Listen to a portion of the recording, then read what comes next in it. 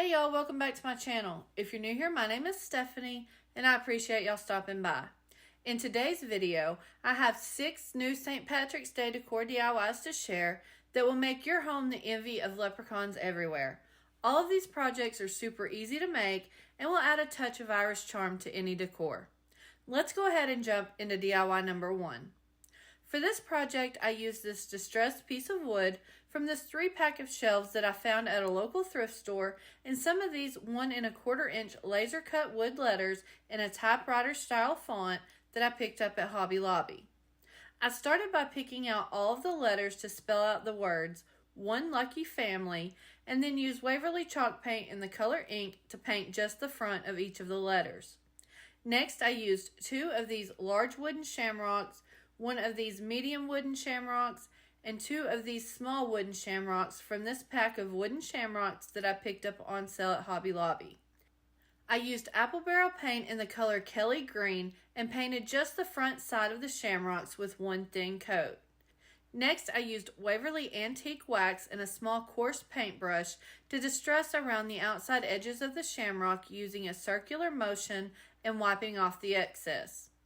I then repeated this step to distress the other 4 shamrocks. I cut out the names of my family members in some matte black vinyl in a Celtic style font using my Cricut and placed 1 on each of the shamrocks. I put the names of our dogs on the 2 smaller shamrocks, our son's name on the medium shamrock, and then my husband and my name on the larger shamrocks. Once the letters were completely dry, I placed them across the top of the wood piece to spell out "One Lucky Family" and used wood glue to attach them to the sign. I did use a ruler to help keep the letters straight so that the words were straight on the sign. I also used a cotton swab to apply the wood glue to the back of the letters so that I had a little more control of the application of the glue.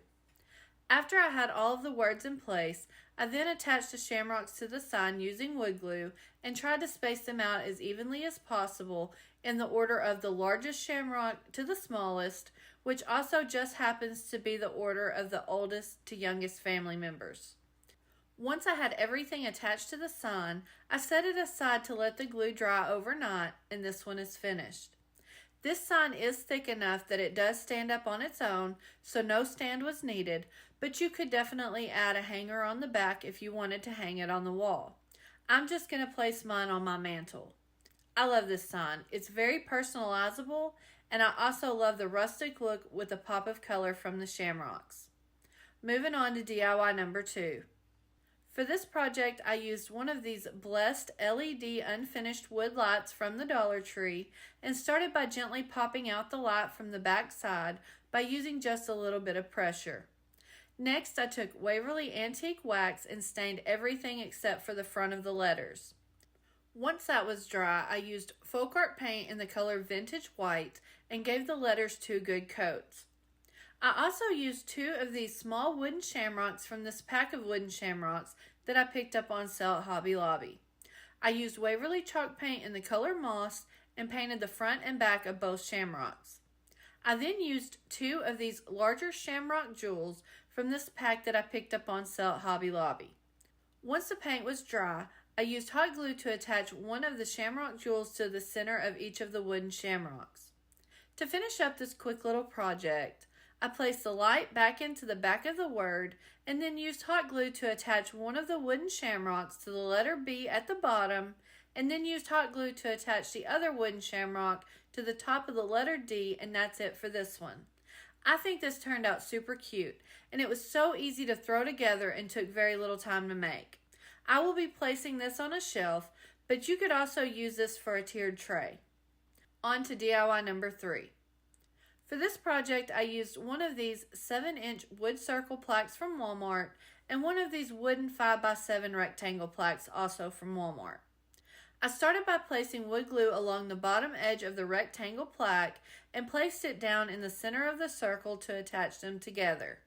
I took a damp paper towel and cleaned up any of the excess glue and then used 2 bottles of paint to hold the rectangle plaque straight up and down and set it aside to dry for a few hours. Once the glue set up, I used Waverly chalk paint in the color Moss and painted the entire piece with 2 good coats. I used my Cricut to cut out Luck of the Irish in some white vinyl, and then once the paint was completely dry, placed it onto the front of the rectangle plaque. Next, I took one of these dark green shamrocks from the shamrock pick that I picked up at the Dollar Tree. You can see that it's kind of bent out of shape, so I placed it down onto the table and took a heat tool on the high setting and quickly went around the back of the leaves to make it lay nice and flat. I then took this piece of gold coin confetti that I got from this pack that I picked up on sale at Hobby Lobby and used hot glue to attach it to the center of the shamrock. I would suggest using a low temp glue gun or allow the glue to cool down a little bit before placing the coin on top because it did try to melt. I took some of this black polyester ribbon from Hobby Lobby and used hot glue to attach it to the bottom back side of the rectangle plaque, then wrapped it around the front side, cut off the excess ribbon, and attached the other end to the back of the plaque to create the hat band. Then, to finish up this Leprechaun hat sign, I cut off some of the stem of the shamrock and placed it down inside the hat band, then used a dab of hot glue to secure it so that the shamrock was facing forwards instead of up, and this adorable little hat sign is complete. I absolutely love how this turned out. I've about decided that I'm a little bit obsessed with leprechaun hat decor for St. Patrick's Day for some reason, but you have to admit they are adorable. Next up, DIY number 4. For this project, I used one of these 7-inch unfinished wood houses that I picked up on sale at Hobby Lobby and started by using Waverly Antique Wax to stain the roof and the chimney. Next, I used Waverly chalk paint and the color plaster to paint the rest of the house with 2 good coats. Then, using my Cricut, I cut out a small shamrock in some green vinyl and applied it to the front of the house at the very top.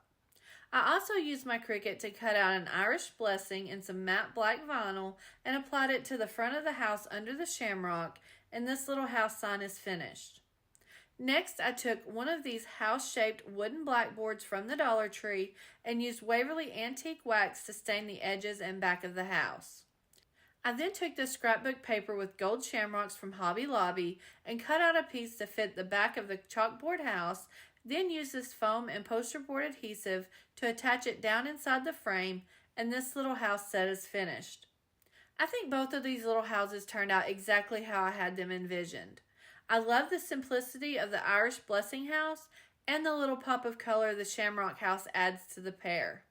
These would also make a cute little addition to a tiered tray. Moving on to DIY number 5. For this project, I used one of these tinsel leprechaun hats from the Dollar Tree and started by removing the buckle and all of the tinsel. I did have to pop the brim of the hat off to get the tinsel off, but it came right off with just a little bit of gentle pressure. Once I had the tinsel off of both pieces, I cut off all the tabs that was holding the tinsel in place. I did, however, leave the 4 tabs on the bottom of the hat in place so that I was able to pop the brim back on. Next, I used this 6-ply macrame jute cord from Hobby Lobby to wrap the entire hat form, using hot glue as needed to secure it in place. I then used apple barrel paint in the color English Ivy Green and gave the entire hat one good coat and allowed it to dry for a couple of hours. While the paint was drying, I took some of this off-white fabric from the Dollar Tree and made a small cut on one of the edges and then ripped it off to give it a frayed and rustic look. I then ripped another piece of the fabric just a little wider, removing all of the loose strands to fray the edges. I then repeated these steps to rip and fray the top and bottom edges of the fabric.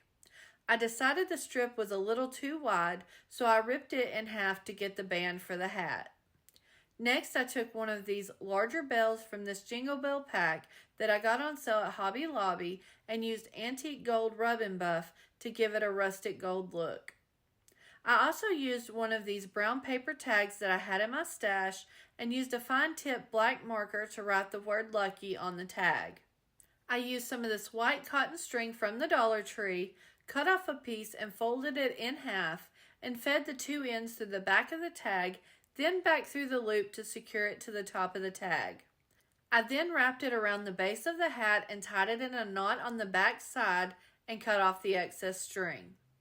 I then repeated these steps to attach a piece of string to the top of the bell and secured it to the base of the hat by feeding the string through the tag string beside the tag and securing it with a knot and cutting off the excess.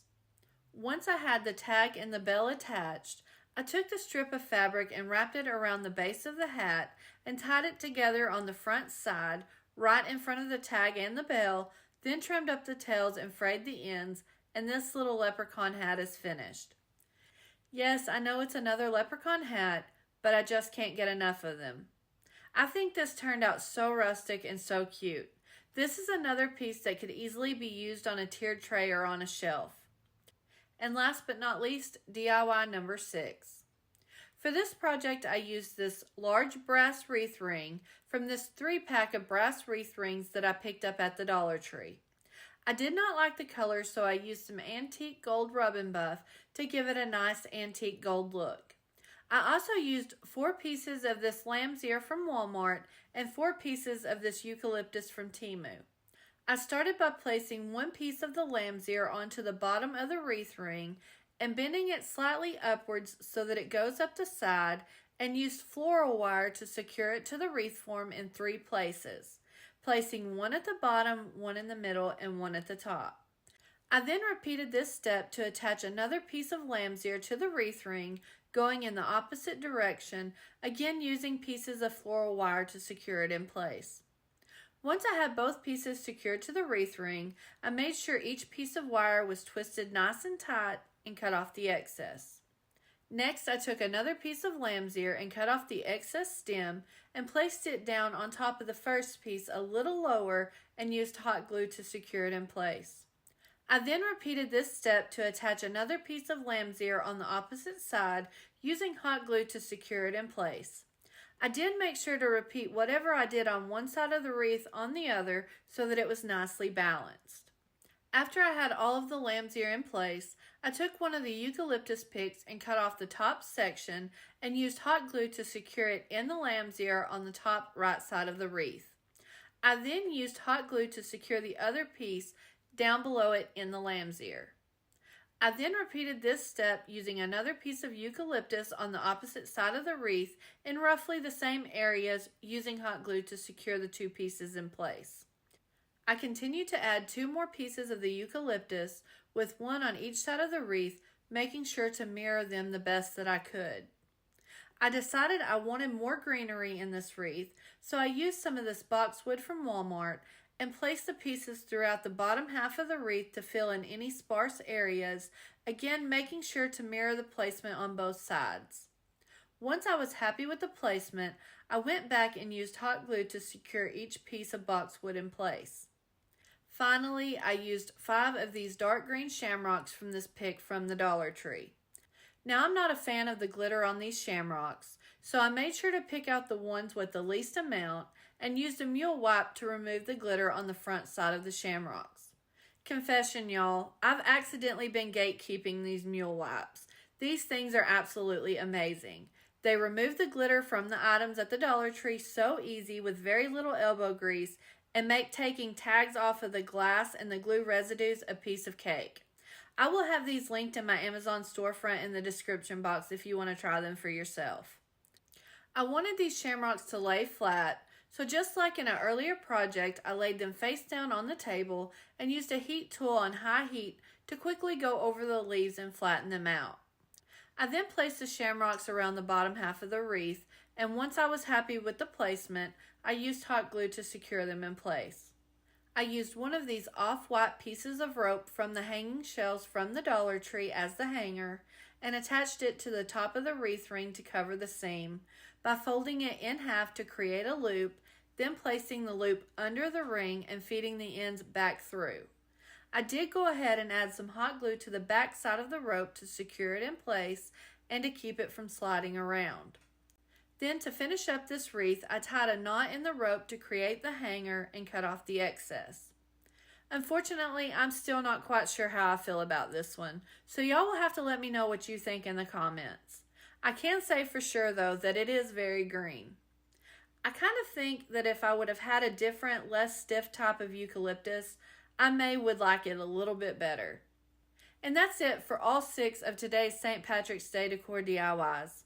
I hope you enjoyed watching and were inspired to create some of these projects for your own home. Which one of these projects is your favorite? Let me know in the comments below.